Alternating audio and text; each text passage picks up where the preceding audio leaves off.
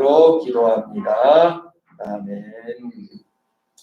하나님께 영광과 감사를 드립니다. 오늘 하나님의 말씀은 요한복음 13장 18절에서부터 시작합니다. 우리 요한복음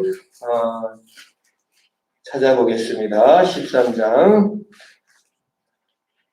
18절 한 절 봅니다. 내가 너희 모두를 가르쳐 말한 것이 아니니라. 나는 내가 택한 자들이 누구인지 알미라. 그러나 내 떡을 먹는 자가 내 발꿈치를 들었다 한 성경을 응하게 하려는 것이니라고 했습니다.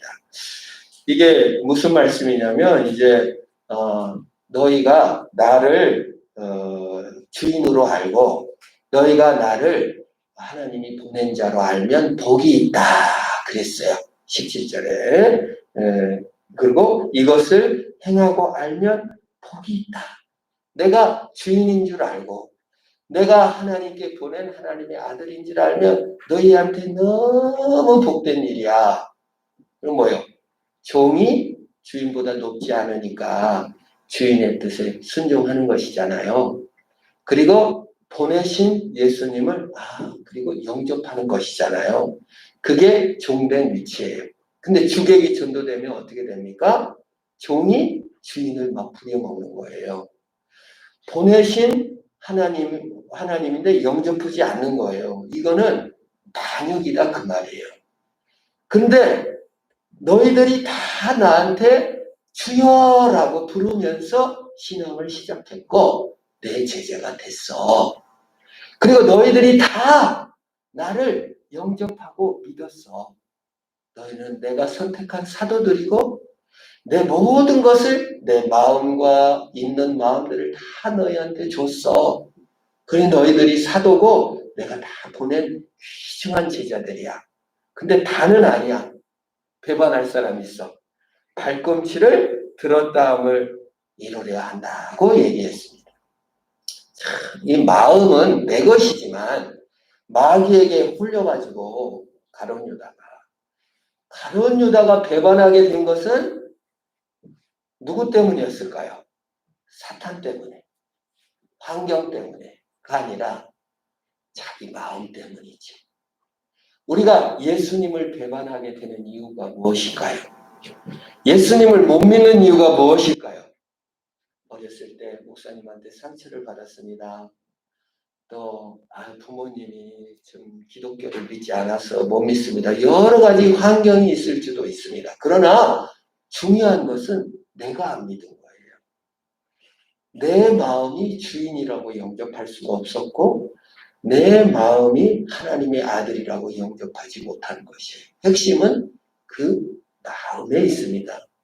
근데 예수님께서 지금 말씀하시는 거예요. 나는 사랑을 주러 왔고 나는 내 생명을 주러 왔다. 그런데 너희가 나를 영접하지 않고 발꿈치를 들어 올리고 배반한다 그 말이에요.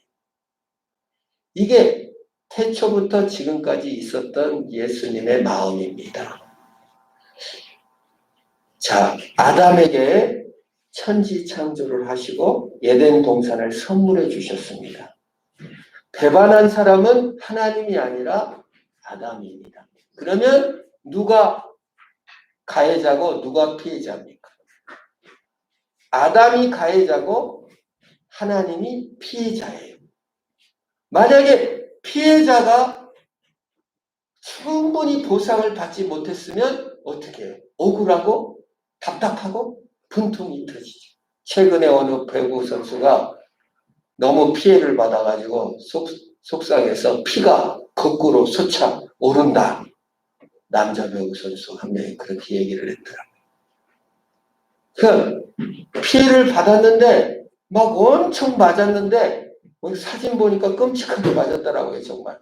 근데 그 사람이 징계가 바로 풀려가지고 제 현직 감독으로 있으니까 너무 속상해서 피가 거꾸로 솟아오른다. 그런 얘기를 했습니다. 여러분, 가해자는 끊임없이 사과해야 됩니다. 그리고 용서를 구해야 됩니다. 그게 인간적 도리예요. 예수님은 가해자가 아니라 피해자입니다. 하나님은 아담이 배반해가지고 창조 질서가 깨어지고 죄가 들어오고 마귀의 종이 되고 이렇게 된 게 하나님 탓이 아니라 그 말이에요. 그런데 마치 하나님이 가해자인 것처럼 고발하고 고소하는 게 아니에요. 오직 피해자이신 하나님만이 심판하실 수가 있고 잘못됐다고 얘기할 수가 있는 거예요. 그 배구 선수, 잘 나가는 여자 배구 선수 2명이 자기들이 어렸을 때 얼마나 가해를 했는지는 생각을 안 하고 그냥 유명한 배구 선수 1명 그 팀에 들어오니까 잃어버릴 거야 막 하면서 막 피해자 코스프레를 하니까 옛날에 그 배구 선수들한테 맞은 사람이 그냥 인터넷에 글을 써가지고 KBS, MBC 그런 모든 신문에서 다 써가지고 결국 그 2 쌍둥이가 퇴출되는 것을 보았습니다. 피해자가요 보상을 받지 못하고 피해자가 위로를 받지 못하면 너무 분이 터져서 피가 거꾸로 쏟아서 오르고 너무 답답한 것입니다. 피해자만이 요구할 수 있는 권리가 있는 거예요. 충분히 보상받아요. 하나님과 우리 사이에서 피해자가 누구냐면 하나님이 피해자예요.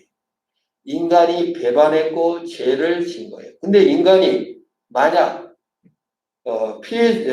가해자면서 피해자 코스프레를 하면서 하나님을 원망하고 왜 천지를 만드셔갖고 왜 나를 만들으셔갖고 이 고생을 시키느냐고 전부 다 막 피해자인 것처럼 얘기하면 참 답답한 겁니다. 우리 자식된 도리에서 부모 앞에 피해자 코스프레를 하잖아요. 왜 나를 낳았어요? 낳았으면 잘 키우기나 하시지. 이렇게 부모에게 원망할 때가 있잖아요. 그건 사실 피해받은 상처가 있기 때문에 그런 것입니다. 가해자는 항상 겸손하게 낮아져야 돼요. 전두환이라는 가해자가 강주에 와가지고 이거 왜 이래? 이순자라는 그 부인은 뭐라고 하냐면은 내 남편이 민주주의의 아버지래. 기가 막힌 것이죠. 광주 시민을 그렇게 죽인 가해자가 감히 어떻게 자기가 민주주의의 아버지라고 말합니까? 사과하고 끝없이 반성하는 자세를 가져야 하는 것이 가해자의 위치입니다. 일본이 가해자입니다. 우리 한국의 여성들을 성노예로 잡아다가 가해했습니다. 그리고 한국의 수십만 남자들을 일본으로 끌고 가가지고 강제징용하고 탄광촌에 징용시켜서 수도 없이 죽기도 하고 아직도 못 돌아오는 그 일본의 지금 제1동포들이 강제징용 때 끌려간 사람들 아닙니까? 돈 벌러 간 사람들이 아니죠. 그러면 어떻게 해야 됩니까?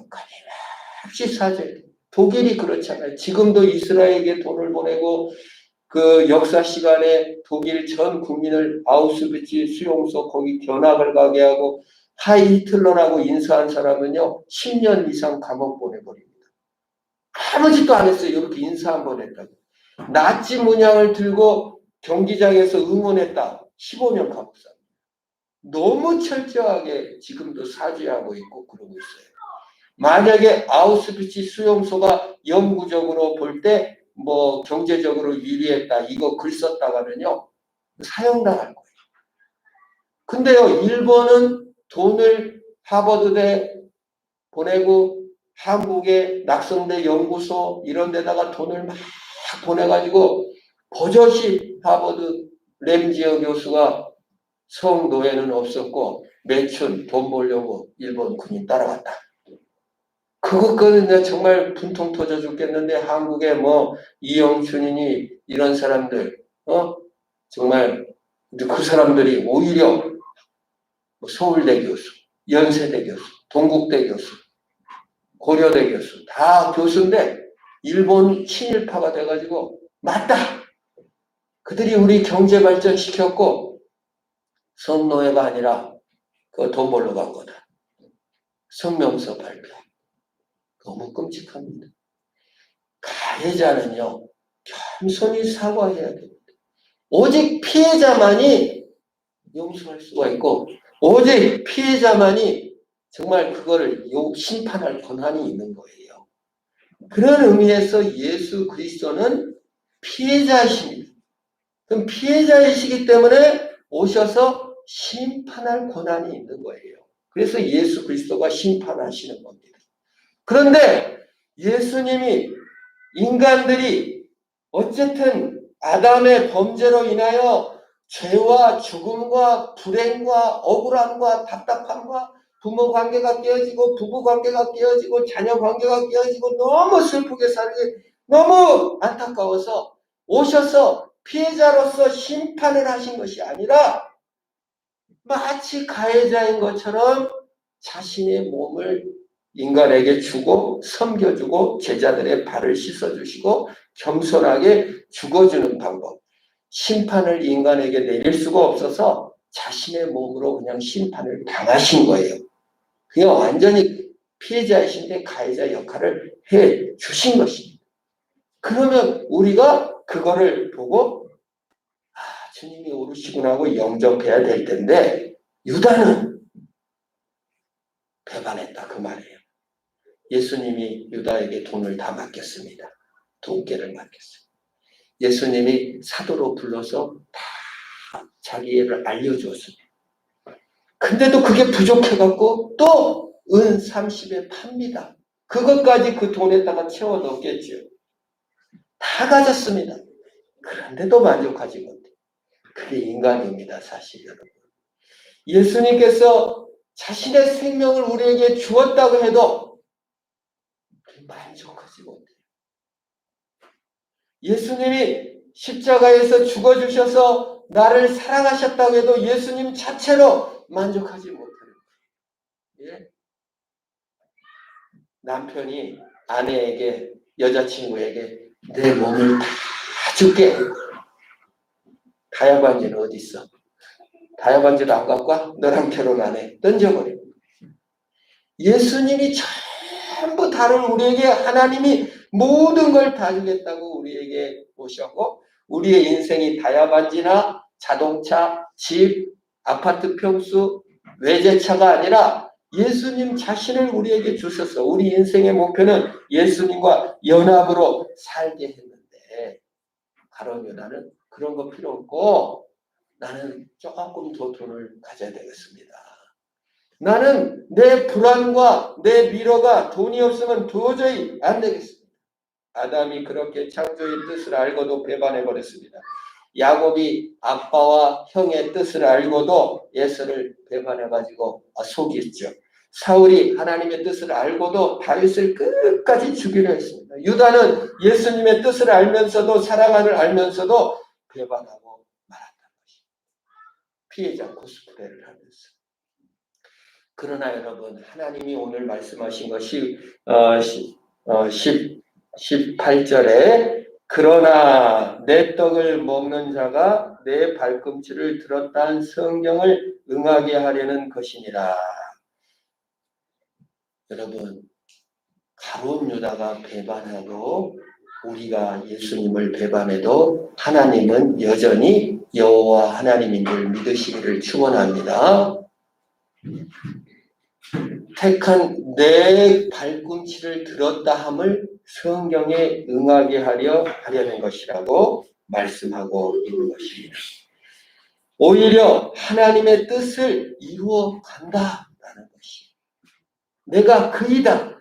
아담에게 배반당하셨어도 예수님께서는 여인의 후손으로 오셔서 뱀의 머리를 상하게 할 것이라고 약속하셨고 다윗은 아들에게도 압살롬에게도 배반당했습니다. 부하장군 요압에게도 배반당했습니다. 다윗은 장인어른에게도 배반당했습니다. 부인 미갈에게도 배반당했습니다. 수도 없이 배반당하고 죽을 위기에 처했지만 발꿈치가 걸려 넘어졌지만 다시 일어나 왕이 될 줄 믿으시기를 바랍니다. 예수 그리스도는 우리에게 배반당하고 또 배반당하고 또 상처를 입으셔도 그는 왕이시고 그는 여호와신 것을 우리에게 확인해 주신다 그 말입니다. 19절이 그 내용이에요. 19절 보겠습니다. 지금부터 일이 일어나기 전에 미리 너에게 일러두면 일이 일어날 때 내가 그인 줄 너희가 믿게 하려 함이로다. 내가 그인 줄 믿게 하려 함이로다. 한번 따라 보겠습니다. 같이 읽어보겠습니다. 그 부분만요. 내가 그인 줄 너희가 믿게 하려 함이로라. 여러분이 혹시 배반을 했을 수도 있고 의심을 했을 수도 있습니다. 우리가 실수하고 넘어질 수도 있습니다. 환난을 당할 수도 있습니다. 낙심할 수 있습니다. 비교할 수 있습니다. 어려움에 빠질 수도 있습니다. 그런데요, 그거하고 내가 그인 것, 하나님인 거하고는 아무 상관이 없대요. 배반되고 발꿈치가 넘어지고 낙심하고 부모로부터 배반당하고 자식으로부터 배반당하고 온갖 수모를 다 겪었어도 그것하고 예수님이 그인 거하고는 상관이 없대요. 주님이 여호와 하나님이고 그인 줄 믿으시기를 축원합니다. 어떠한 상황에서도 내가 그인 것이 없어지지 아니한다 그 말이에요. 이게 얼마나 위대한 복음인지 모릅니다. 예수 그리스도는요, 나의 배반에도 불구하고 나의 무너짐에도 불구하고 여전히 나를 사랑하고 계시는 하나님인 줄 믿으시기를 바랍니다. 성도가 환난을 당하고 배반을 당하고 죽음을 당하고 해고를 당하고 가해를 당해도 여전히 성도입니다. 예수님의 관계는 깨지지가 않아요. 내가 넘어진다고 예수님이 갖다가 쫙 버립니까?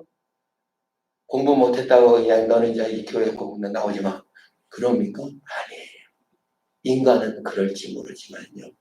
예수님은 우리를 버리지 않고 사랑한 줄 믿으시기를 바랍니다. 최근에 참 저는 슬픈 뉴스를 보았습니다. 인천의 한 여성분이 아이를 낳았는데 8세. 그래 죽였다는 거예요. 근데 알고 보니까 여자가 아주 고위 직업이 아주 너무 좋아. 근데 남편도 있어요. 근데 이 아기는 그 사랑하는 사람이 따로 생겨가지고 낳은 거예요. 근데 생부는 얘를 호적에 올리기를 원해. 근데 이 여성은 이 애를 호적에 올리면 그 대기업이나 또 이런 거에 그 흔적이 남으면 자기에게 손해갈까봐 차일피일 미루다가 도저히 안 되겠으니까 죽인 거예요. 배반입니다. 너무 안타깝죠. 반대 사례도 있습니다. 김지환 씨라고 싱글 데디 김지환 씨라고 이분은 그래도 배반은 안 했더라고요. 이제 그 여자를 만났어요. 사랑하게 됐죠. 근데 결혼 신고를 안 했어요. 결혼 안 했어요. 낳았어요. 낳고 여자가 가버렸어요. 근데 이 호적 신고가 안 되는 거예요. 근데 이제 그 부모 입장에서는 아니 이놈 자식아, 네가 결혼도 안 하고 아기를 낳아? 이제 부모가 인연을 끊어버렸어요. 경제적 지원도 뭐 이런 것도 하나도 안 주니까 또 애는 낳아서 이제 키워야지. 그냥 분유값이 없어질 정도로. 그래 호적 신고를 해야 뭐 자녀 수당이라도 받고 또 뭐 어디 입양도 뭐 할 수 있는데 전혀 안 되는 거예요. 내가 키울 수 있는 길은 하나도 없는 거예요. 남자가요, 그 미혼 부는요, 아기를 등록을 못 시킨대요. 법적으로 해주질 않아요.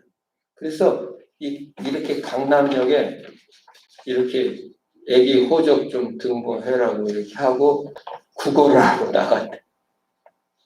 근데 구걸하러 나가니까 누가 만화시키고 욕도 하고 막 젊은 놈이 막 이런데, 근데 어느 고등학생이 그 사진을 찍어서 인터넷에 올리고 그걸 본 방송국 PD가 찾아가서 방송을 하게 되고, 동사무소 직원이 그 또 거의 비슷한 시기에 아기가 있어서 각종 노력을 해서 이게 몇 개월 만에 등록을 하고 있는데, 김혜리 씨라고 그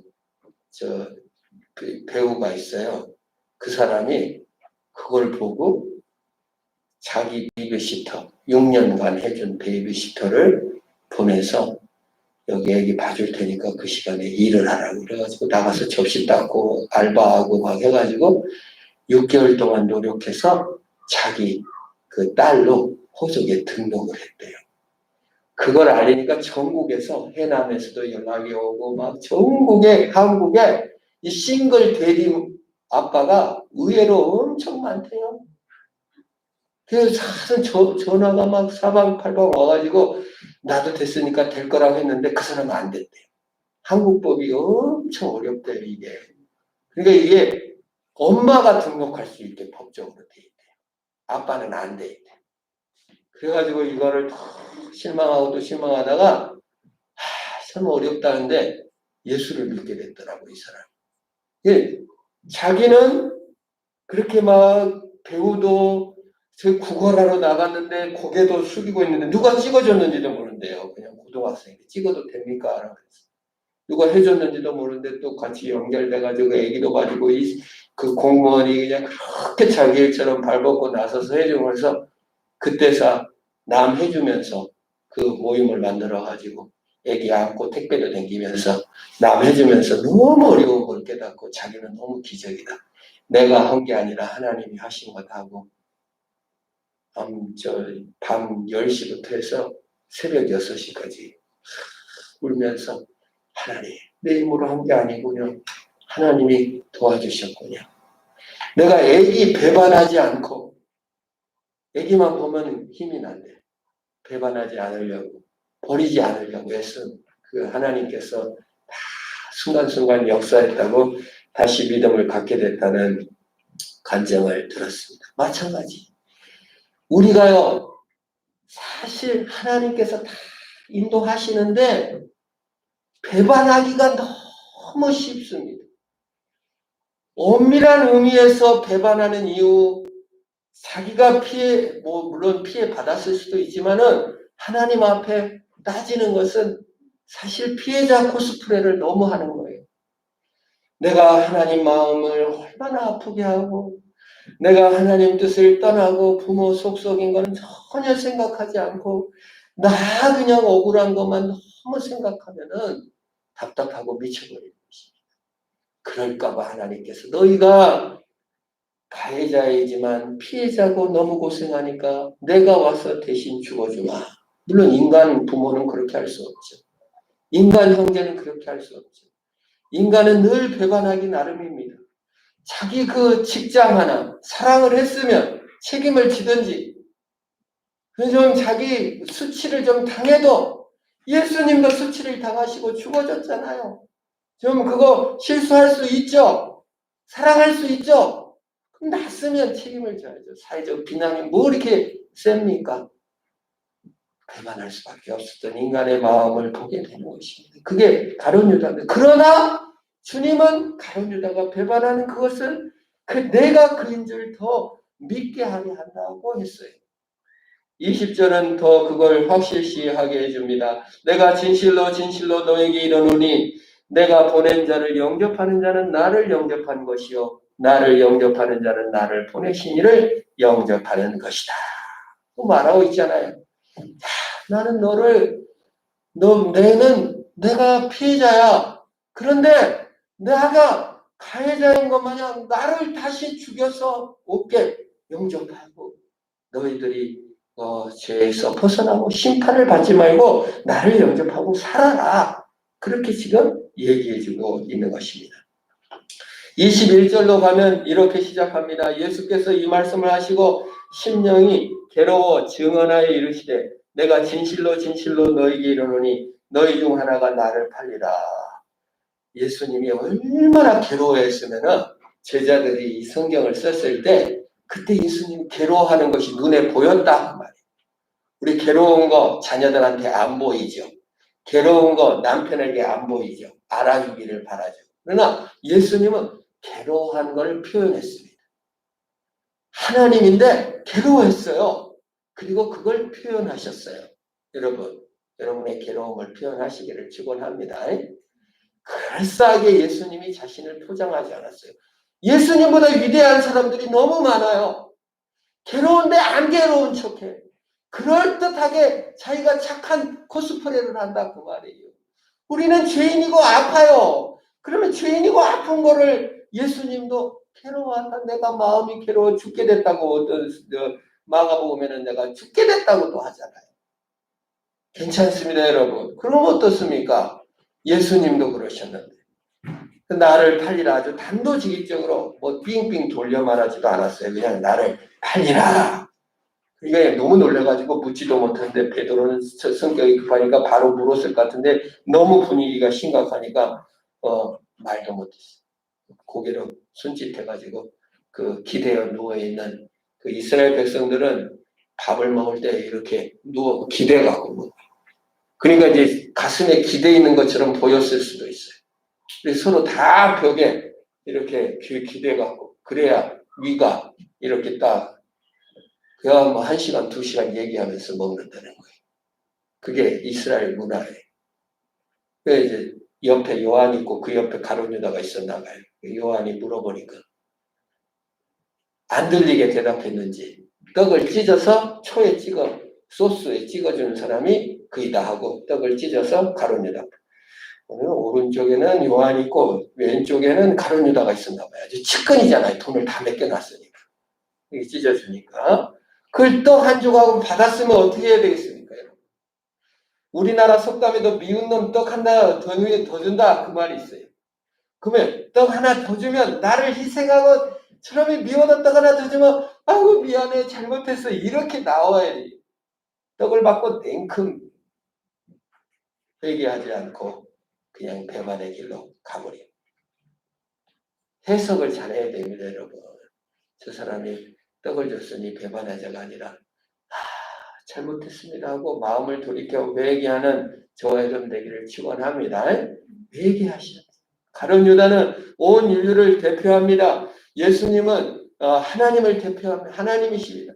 예수님은 피해를 입고 배반을 당하고 하나님인 줄 알고도 다 떠났어도 자신을 찢어준 떡을 찢어주듯이 떡 한 조각을 찢어서 주듯이 우리에게 끊임없이 주시는 것입니다. 모든 사람이 불결하게 여기는 십자가를 저주의 낙인을 당하시고 친구에게 버림당하심으로 하나님의 구원을 이루셨어요. 그 예수님을 영접하고 믿는 저와 여러분 되기를 축원합니다. 저주의 시대, 배반의 시대입니다. 화해의 아이라는 책을 제가 여기 읽었는데 돈 리차드슨이라는 사람이 선교사예요. 이분이 그 파파 뉴기니 식인족에게 선교를 갔어요. 그래가지고 이제 이들에게 돌도끼 아니고 쇠도끼를 주니까 너무 좋잖아요. 그러니까 이제 그 식인종들이 이걸 이제 받아가지고 쓰면서 이 사람에게 잘해주는 거예요. 이득이 되니까 선교사한테. 그래서 이제 예수를 계속 전해도 절대 안 믿는 거예요. 근데 사람이 해골을 이 허리에다 달고 댕겨. 크잖아요, 해골이. 그 배고장. 왜 그러냐 했더니 해골 개수가 많은 사람이 그 부족에서 1등 시민이래. 그 왜 그러냐 했더니 자기네들은 배반을 1등으로 안 돼요. 배반. 그래가지고 친구로 사귄 다음에 싹 배반해가지고 죽여. 그래가지고 시체를 뜯어먹고 해골을 달았어. 그러면 이 사람이 최고 영웅 훌륭한 사람이 아주. 그러니까 복음을 전하니까 안 믿다가 가룟 유다 오늘 요한복음 가룟 유다를 하니까 눈을 반짝반짝하면서 우리가 믿을 사람을 드디어 발견했다는 거예요. 그래서 이제 얘들이 믿으려나 보다 했더니 가룟 유다를 믿겠다는 거야. 너무 훌륭한 사람이라. 도저히 그 복음이 들어갈 수 없는 거예요. 그는 사람들은 부족마다 서로 미워하니까 미움의 연어가 너무 발달했어. 우리가. 우리 미움 하나잖아요. 미움이 막 100몇 개. 그리고 집도 나무 꼭대기 거기다가 짓고 서로 죽이니까 이렇게 사는 그저기 어떻게 예수의 복음을 전하겠어요? 어떻게 예수를 전할 수 있겠어요? 다 배반당하고 다 서로 죽이고 원망하고 해골 달고 다니는데 식인종이요 그걸 음식으로 먹지는 않는데요. 식인종이 음식으로 먹는 게 아니라 그 배반해가지고 죽여서 그 사람의 재능을 내가 취하는 거예요. 저 사람이 나보다 싸움도 잘하고 막 기술이 높아. 그러면 죽여갖고 먹는 거예요. 그러면 그 기술이 내 거라고 된다고 믿는 것이 식인종이에요. 음식이 아니에요. 비교시기 때문에 그 사람을 짓누르고 경쟁해서 이기려고 하는 거고, 이걸 달고 다니면은 저 사람이 많은 재능을 이렇게 취했구나라고 생각해서 영웅으로 알아준다는 거예요. 우리 사회와 비슷하지 않아요? 경쟁해서 이기고 남 죽이고 이긴 거 좋아하지 않아요? 그런 문화예요. 그 전도가 안 되죠.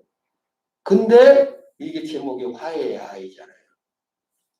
부족 간에 완전히 맨날 전쟁하고 싸우고 원수고 다 피해의식인데 딱 한 번 이상한 장면을 봤다는 거예요. 추장의 아들이 막 태어났는데 다 싸우고 죽으면 다 죽고 마는데 이쪽 부족으로 보내고 저쪽 부족의 아기를 이쪽으로 보내고, 그리고 온 마을 사람들이 그 아기를 이렇게 돌보는. 왜 그러냐 그랬더니 이게 화해의 아이라는 거예요. 이 아이가 살아있을 동안은 전쟁을 못한다. 죽으면 완전 그냥 망치는 거예요. 그래서 이 돈 리차드슨이 이 부족은 아주 나면서부터 살인, 미움, 시기, 경쟁으로 꽉 찬 그 원망의 민족인데 하나님이 하나는 남겨놨구나. 화해의 아이. 그래서 전도 나가서 예수님이 화해의 아이로 오셨습니다. 그래가지고 회개하고 예수 믿고 교회를 세웠다는 얘기예요. 이게 화해의 아이. 여러분, 이 세상은요, 어떤 의미에서는 식인종이 더 순진한 거예요. 이 사회가 얼마나 배반과 비교와 시기와 경쟁의 문화 속에 얼마나 우리가 매몰되어 있습니까? 예수 그리스도는 화해의 아이로서 우리에게 오셔서 가룟 유다에게 배반당하셨어도 그 떡을 찢어주시면서까지 사랑하시고 최후까지 사랑해 주십니다. 우리의 슬픔과 눈물과 모든 것을 다 감당하시고 우리를 사랑해 주시는 화해의 아이, 그 예수 그리스도로 승리하시고, 우리의 인생의 목표는 세상의 성공이 아니라 예수님과 연합이에요. 우리가 죽으면요, 죄를 멈추고 예수님과 연합하게 돼요. 목표를 다시 정하세요. 세상 성공이니까 경쟁해서 이겨야 됩니다. 그러나 우리의 목표가 예수님과 연합이면 이를 통하여 하나님께 영광을 돌리기 위해서 기도하는 것입니다. 그런 저와 여러분 되기를 주의 이름으로 축원합니다. 우리 합심으로 한번 기도합시다. 하나님, 화해의 아이로 오신 예수님, 배반에도 떡을 쪼개 주시는 예수님, 그 예수님께 나아갑니다. 주를 영접합니다. 주로 살겠습니다. 주님과 연합함으로 살겠습니다. 세상 경쟁에 매몰되지 않게 하옵소서. 우리 합심으로 한번 기도합니다. 하나님 감사합니다. 그렇습니다. 우리는 참으로 가룟 유다와 같이 주님을 늘 배반하고, 그 이유가 내 이기심, 내 경쟁에서 승리, 내 자존심 때문에 하나님을 이용하려 했던 모든 것을 내려놓습니다. 화해의 아이로 오신 예수, 우리의 경쟁과 매몰된 세계 속에 오셔서 우리를 사랑하시고 건져주시는 하나님 감사합니다. 이 죽고 죽이는 이 험악한 사회, 내 자존심 때문에 아이를 버리는 이 험악한 사회, 이기심과 경쟁의 시대, 식인종보다 더 식인종스러운 우리 민족의 경쟁 문화를 불쌍히 도와주시고 하나님의 사랑과 하나님의 능력으로 일어서는 우리들이 다 되게 하시고 하나님으로 만족하며 예수의 연합으로 승리하는 우리들이 다 되게 하여 주옵소서. 예수님의 이름으로 기도합니다. 축도합니다. 우리 주 예수 그리스도의 은혜와 하나님 아버지의 무한한 사랑과 성령 하나님의 이로 교통하심이 지금으로부터 영원토록 함께 하시기를 축원하옵나이다.